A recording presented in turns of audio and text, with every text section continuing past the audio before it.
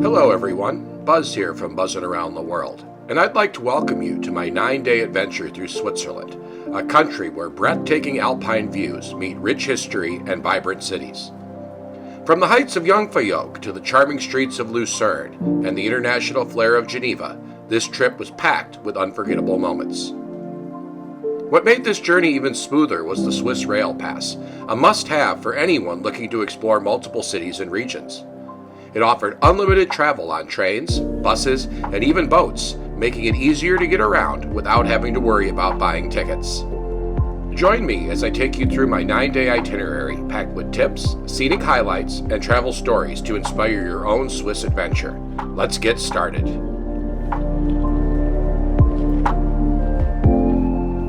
My journey began with a flight from Chicago O'Hare to Zurich with a layover in Copenhagen. I flew SAS Airlines to Copenhagen and then Swiss Airlines to Zurich. The service made the long trip extremely comfortable. I landed in Zurich early in the afternoon, ready to start my adventure.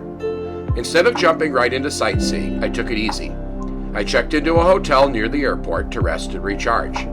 This way, I could wake up early, refreshed, and ready to explore Switzerland with full energy. Sometimes the best way to start an adventure is with a good night's sleep.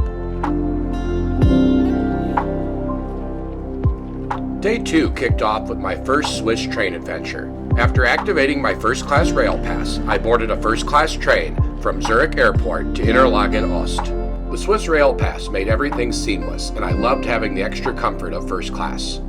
From Interlaken, I boarded a short train to Winterswil, and then boarded the charming cogwheel train to Schynige Platte. This area is in the Bernese Highlands and offers incredible hiking opportunities.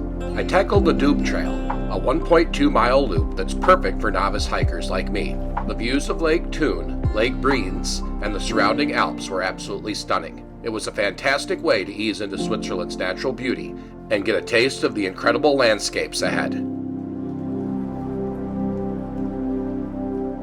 Day 3 was all about reaching Jungfraujoch, the top of Europe. My journey started with a train ride to Grindelwald and then the spectacular Eiger Express cable car to Eiger Gletscher Station. The views during the 15-minute ride were breathtaking. From Eiger Gletscher, I hopped on the cogwheel train to Jungfraujoch, the highest train station in Europe. Unfortunately, the weather didn't cooperate.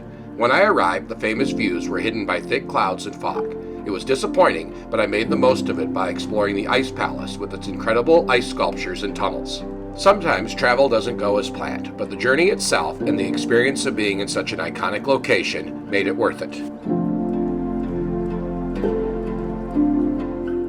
Rain was the theme of Day 4, but that didn't stop me. I took the Interlaken Lucerne Express, a 2-hour scenic ride through the misty Swiss countryside. About an hour in, hunger struck me, so I decided to head to the dining car and enjoyed a hearty Swiss dish called Hornli mit Hochtem. Despite the rain, Lucerne didn't disappoint. I explored the iconic Chapel Bridge, wandered through the charming streets of Old Town, admired the Lion Monument, and took in views from the Lucerne city walls. The Swiss Rail Pass made this spontaneous half-day trip easy and stress-free. Rain or shine, Lucerne is a must-visit.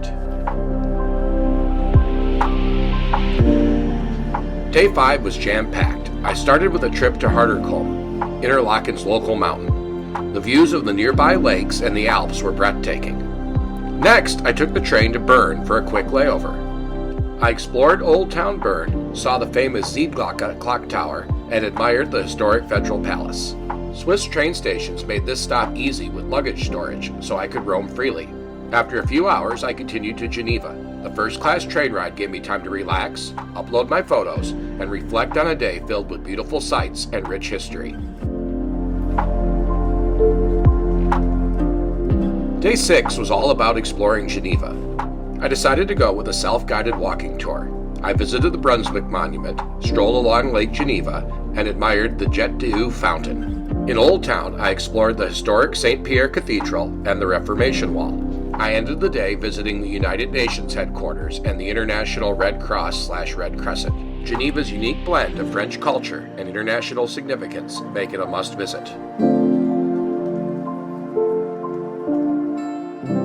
Day 7 was a marathon. I got up early and took a quick cruise on Lake Geneva, utilizing my rail pass. After going back to my hotel to get my luggage, I took a long train ride to the city of Randa. I hiked for 5 hours from Ranta to the Charles Kuonen Suspension Bridge, which is the third largest suspension bridge in the world. The hike was challenging, but crossing the bridge with the Swiss Alps surrounding me was the highlight of my trip. If you are interested in learning more about my hike to the Charles Kuonen Suspension Bridge, I have included a link in the description. Exhausted but thrilled, I headed to Bad Ragaz for the night. On the final full day of my trip, I decided to leave Switzerland and visit the tiny nation of Liechtenstein. Once in Vaduz, I explored the city's highlights, including the Vaduz Castle and the Old Rhine Bridge. To get back to Switzerland, I crossed the Old Rhine Bridge, crossing the river, and then walked back to Sevelin Station. After a good night's rest, I took my final train ride utilizing my rail pass to Zurich. With about 4 hours before I needed to check in for my flight, I decided to walk around Zurich's Old Town. A few hours later, I was on my way to Zurich International Airport, where I was able to stop and take a shower at the Zurich Airport Transit Hotel before flying home. Thank you for joining me on this 9-day adventure through Switzerland. From the towering Alps to the charming cities, and even a side trip to Liechtenstein, this journey was filled with unforgettable moments. The Swiss Rail Pass made it all seamless, letting me explore with freedom and ease. If you enjoyed this video, please smash that like button, leave a comment, and don't forget to subscribe for more future travel adventures. Until next time, this is Buzz from Buzzin' Around the World. Happy travels.